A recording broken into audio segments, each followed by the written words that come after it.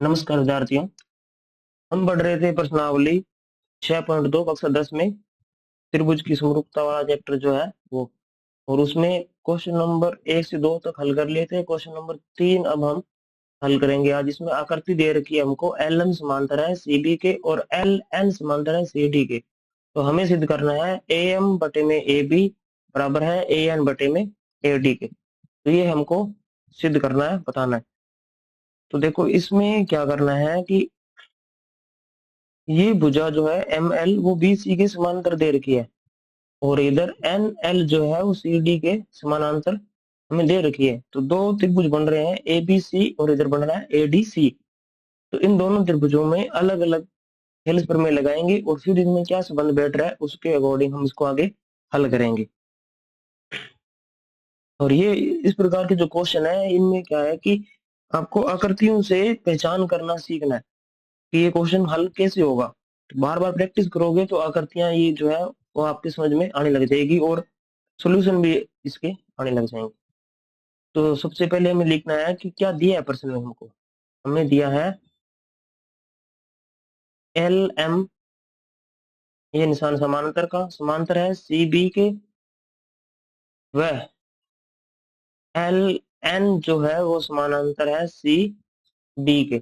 ये हमको प्रश्न के अंदर दे रखा है, और सिद्ध क्या करना है, सिद्ध करना है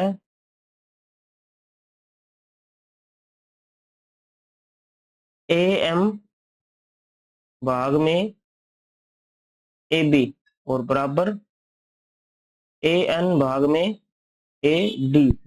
तो देखो इसमें हमें सिद्ध करना है ए एम भाग में ए बी, यानी कि पूरा पार्ट लेना है। तो हम इसमें त्रिभुज ए बी सी में थेल्स प्रमेय लगाते हैं पहले। तो त्रिभुज ए बी सी में इसमें क्या है कि थेल्स प्रमेय लगाएंगे। तो थेल्स प्रमेय क्या लगेगी इसमें कि इसमें देखो ए बी सी त्रिभुज जो है वो इस प्रकार ये बन रहा है, ये वाला त्रिभुज। इसमें थेल्स में लगाएंगे तो इधर से ए एल और भाग में पूरा पार्ट लेना है ए सी। तो ए एल बटे में ए सी, ए एल भाग में ए सी। दूसरी भुजा कौन सी है इसमें, ए एम बटे में एम बी। तो ए एम बटे में एम बी, और ये आ जाएगा थेल्स प्रमेय। थेल्स प्रमेय से और कथन नंबर 1,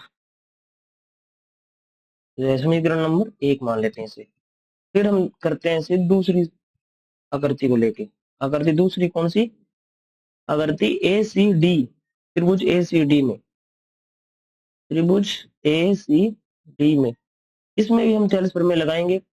थेल्स प्रमेय लगाने के लिए इधर तो देखो ए एल और भाग में ये पूरा भाग लेना है। इसमें सॉरी भाई, इसमें क्या आएगा ए एम बटे में एम बी नहीं आएगा, पूरा भाग लेना है। तो ए एम बटे में ए बी आएगा, ए एम बटे में क्या आएगा ए बी। पूरा पूरा भाग ले रहे, ऊपर में लगा रहे थे उसका, ठीक है। तो इसमें ए एल और भाग में पूरा ए सी, ए एल भाग में ए सी बराबर इधर भी क्या आएगा ए एन भाग में ए डी, ए एन भाग में एन डी। समीकरण नंबर 2। और ये भी कहां से मिली हमको, थेल्स प्रमेय से, थेल्स प्रमेय से, ठीक है। अब देखो समीकरण 1 और 2 में देखो कि इसमें लेफ्ट साइड जो है वो बराबर है एल बटे ए सी, एल बटे ए सी। बायां भाग बराबर है तो दायां भाग भी क्या होगा इसका बराबर ही होगा। तो हम लिख देंगे समीकरण 1 व 2 से, समीकरण 1 व 2 से एम एम बटे में ए बी बराबर आएगा ए एन बटे में एन डी के। इसमें भी वो गलती कर दी हमने, एन डी नहीं लेना, इसमें ए डी लेना है पूरे वाला भाग। तो यहाँ पर पूरा भाग रखना है। इधर राइट साइड में तो हमने सही लिखा था, लेफ्ट साइड में तो ये तो ए सी लिया पूरा। और इधर भी देखो ए एन बटे में ए डी लिखना है। वो बार बार थेल्स का ही दिमाग में चल रहा है, क्योंकि थेल्स की जो ऊपर में है वो कम यूज होती है, और थेल्स में जो है वो इसमें ज्यादा यूज होती है पर्सनल में। तो अब देखो इसमें दोनों साइडें जो है इसकी सेम बन गई, यहाँ पर आएगा ए डी। तो ए एम बटे में ए बी, ए एन बटे में ए डी, ये सेम हो रहा है, तो ये सिद्ध हो चुका है इसमें। अब प्रश्न नंबर 4 देखो। प्रश्न नंबर 4 में हमें आकृति दे रखी है, और इसमें आकृति में दिया है कि डी समानांतर है ए सी के। तो मैं एक बार ये डायग्राम यहाँ लिख देता हूँ, ताकि अलग अलग आकृतियां आपको थोड़ी सी पहचान में आ जाए। ए बी सी, ये पॉइंट है डी, ये पॉइंट एफ, और ये पॉइंट ई। हमें दिया है डी ई समांतर है ए सी के। तो डी ई तो ये रेड वाली लाइन, और ए सी भी रेड वाली लाइन, दोनों क्या है, समानांतर है, मतलब प्रतिच्छेद नहीं करेगी। तो ये समानांतर है, तो इस त्रिभुज की दो भुजाएं, एक भुजा तो ये आ गई। अब बाकी दो भुजा कौन सी होगी, ए बी और बी सी होगी। एक बड़ा त्रिभुज बनेगा अपना ए बी सी, जिसमें थेल्स प्रमेय लगेगी। इसके बाद डी एफ समानांतर है ए ई के। डी एफ ये ग्रीन वाली लाइन समांतर है ए ई के, ये तो एक छोटा त्रिभुज बनेगा ये वाला, और इसमें ये भुजा समानांतर है, तो यहां से भी एक थेल्स प्रमेय लगेगी। तो इसमें दो बार थेल्स प्रमेय लगेगी। तो अपने सिद्ध करना है, वो देखते हैं कैसे सिद्ध करेंगे। तो लिखते हैं, दिया है, दिया है डी ई समानांतर है ए सी के, व डी एफ समानांतर है ए ई के, और सिद्ध करना है,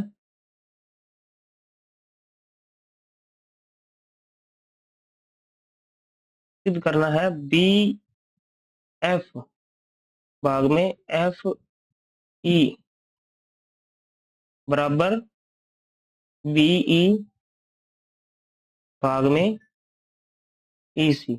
सिद्ध करने से पहले एक बार नजर घुमा लेंगे कि थेल्स लग रही है या थेल्स का ऊपर में लग रही है। तो देखो इसमें दिया बी एफ बटे में एफ ई, तो बी एफ बटे में एफ ई, यानी कि ये छोटे वाले त्रिभुज में दोनों भुजाओं के जो पार्ट हो रहे हैं, ये पार्ट ही आ रहे हैं, तो कुल मिला के थेल्स लगेगी। उसका ऊपर में तो लगेगी नहीं। तो हम लेते हैं त्रिभुज छोटे वाला पहले। तो त्रिभुज ए बी ई में, त्रिभुज ए बी ई में, तो ग्रीन जो हरी लाइन से बना है वो वाला त्रिभुज।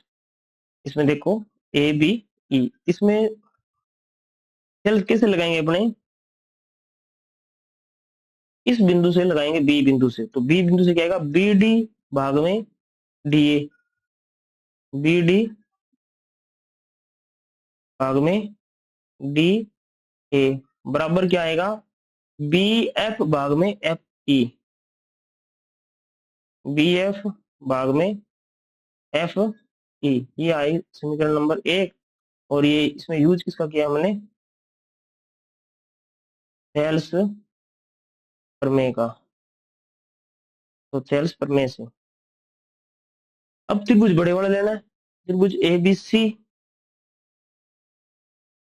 तो लिखते हैं त्रिभुज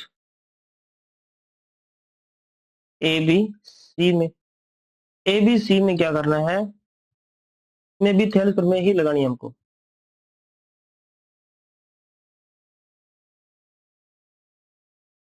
और थेल्स प्रमेय किस प्रकार लगाएंगे कि ये आकृति है ए बी सी, और ये रेखा समानांतर है ये वाली। तो ये समानांतर है, तो इन बिंदुओं को लेंगे हम। इस भुजा में तो बी डी और डी ए ही आएगा, बी डी भाग में डी ए बराबर इस भुजा में। अब ये पॉइंट यहां पर आके मिल रहा है, क्योंकि ये भाग लेना हमको, तो यहां से है रेखा ये, तो यहाँ आएगा बी ई, बी ई, और भाग में ई सी, ये समीकरण 2। और ब्रैकेट में क्या लिखोगे, थेल्स प्रमेय से, थेल्स प्रमेय से अब ये आने के बाद में दोनों समीकरणों का यूज करेंगे, समीकरण 1 व 2 से। समीकरण 1 व 2 से, समीकरण 1 व 2 से क्या है कि देखो इसमें लेफ्ट साइड जो है दोनों की हमें सेम है, तो राइट साइड भी सेम होगी।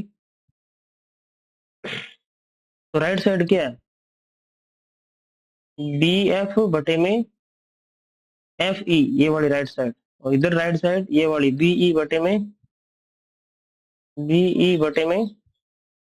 ई सी। तो ये भी सिद्ध हो चुका है। तो दोनों प्रश्नों में कुछ ना कुछ सिमिलरिटी है। देखो आप, पहले प्रश्न भी ऐसी दो समीकरणें बनी, सेल्स प्रमेय लगी, तो दोनों में एक साइड बराबर आई, दूसरी साइड हम बराबर मानेंगे, क्योंकि एक हिस्सा बराबर है, दूसरा हिस्सा भी उसके क्या आएगा, बराबर ही आएगा। तो ये कुल मिलाकर हम तीसरा और चौथा प्रश्न देख लिया, बाकी प्रश्न हम आगे की क्लास में हल करेंगे। धन्यवाद।